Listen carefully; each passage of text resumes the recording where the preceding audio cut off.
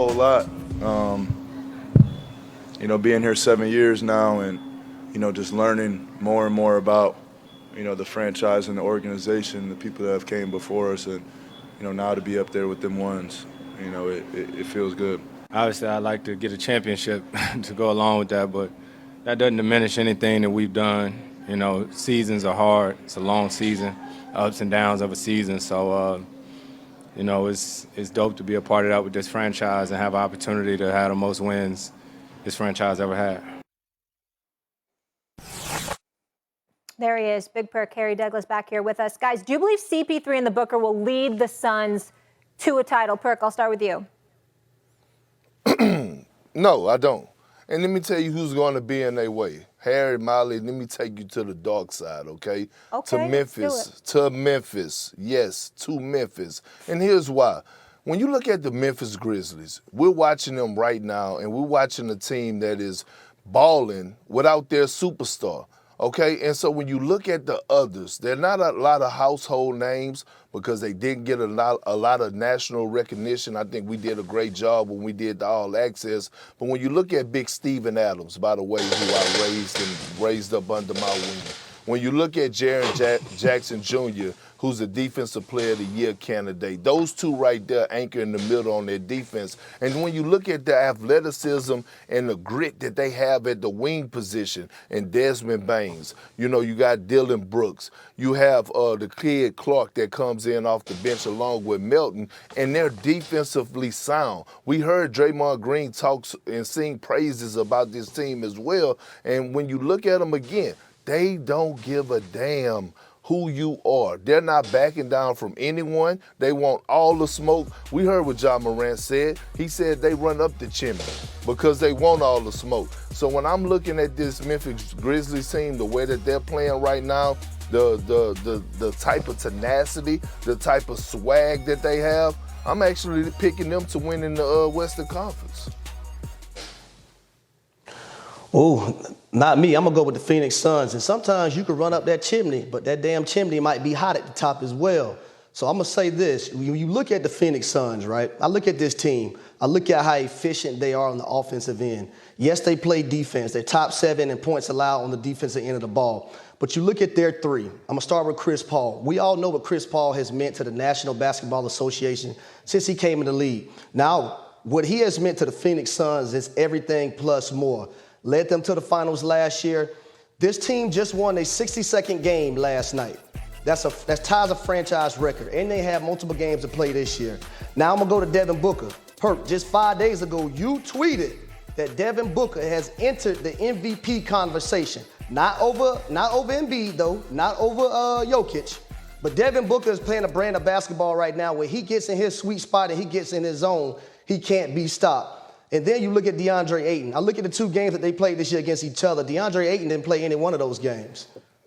And the Phoenix Suns won the first one, and then Ja Morant came with a basket at the end to win the last one. That's important. Then I look at a guy like Mikal Bridges, who played at Villanova under a guy like Jay Wright, won a national championship. He can defend. Not only can he defend, he can get you buckets. I love what Jay Crowder brings to the table as well. Defense, hitting shots sporadically when he needs to. But then Cameron Payne, I think this is an important piece right here. Cameron Payne, when I looked at Cameron Payne play the last few years, he was a guy that was just looking offensively to score. This year, I think he has more of a grasp on the offense, facilitating and scoring when he needs to score, but making sure guys are still getting involved. And I ain't even mentioned Cameron Johnson yet, a guy coming out the bench. He's still hurt with that thigh right now, but when he comes back, I like this Phoenix Suns teams and what they're going to present in the playoffs and making it to the finals. Well, Mr. Harry, I'm so thrilled and happy that you actually follow my Twitter and bringing up receipts, because if you would notice, if you would have known that I actually been tweeting all year long that a certain someone from the Memphis Grizzlies should have been in the MVP conversation or has been in the MVP conversation, and that's Ja Morant. A guy that actually could be the face of the NBA. A guy that before he got injured was averaging almost 38 points a night. giving people that work, okay? And when you talk about Cameron Payne, I'm not taking anything away from him. I think he does an excellent job for us when he comes into the game, facilitating for the Phoenix Suns as a backup PG. But you know who is actually the best backup point guard in the NBA right now? And I have the stats to back it up. It's Tyus Jones. Tyus Jones, a guy that just dropped 25 last night, a guy that is leading the league for his efficiency, assist to turnover ratio. So when we talk about certain things, this is why I jump off the porch and I'm willing to bet everything that I have on the Memphis Grizzlies, because they have the personnel. They're committed. Yes, everybody keeps saying they're young, they're not experienced, but I always have to keep telling people it's okay to be young, but they have old souls. And when you have a team that don't care who's in front of them, when you have a team that carries that much swagger, talk that much noise, and back it up on top of that, let me tell you something. I saw a picture of Steven Adams. It was 35 degrees outside. Matter of fact, it was colder than that. He walked outside and got off the bus and he had some open-toe sandals on. You got to be afraid of a guy that's willing to do something like that. I'm just trying to explain something to you. They have this nastiness about them, man, and they have this certain type of mentality that is dangerous. Now, look, I believe that this is going to be the Western Conference Finals matchup. I think it's going to be the Phoenix Suns against the Memphis Grizzlies. But, boy, when they come to the dark side, it's going to be something. Because I went to the game about a week ago, and I saw Kevin Durant drop 35, 11, and 8.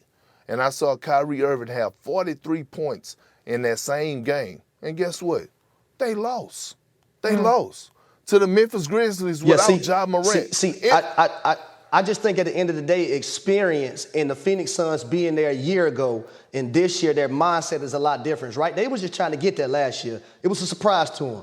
Now they got that year under their belt. They're coming to make noise this year. They're here to stay. Okay. Yeah. I'd like to see CP3 get a ring. I just want to get it on the record because I don't want to mischaracterize anything that Big Perk says. So right now, Big Perk, it's March 31st. It's Thursday, 11:24 a.m. Eastern, where I am. I'm not sure where you are right now. So you have the Grizzlies and you have the Bucks, correct? Yeah. Yes, write it down, take a picture, and you know the rest. Yes, I have the Grizzlies and the Bucks, so you can carry on. Yeah, take a picture of it. Okay, we'll go to break. Coming up here on First Take, Bill Belichick has won 6 Super Bowls, but are Super Bowl winning days behind him.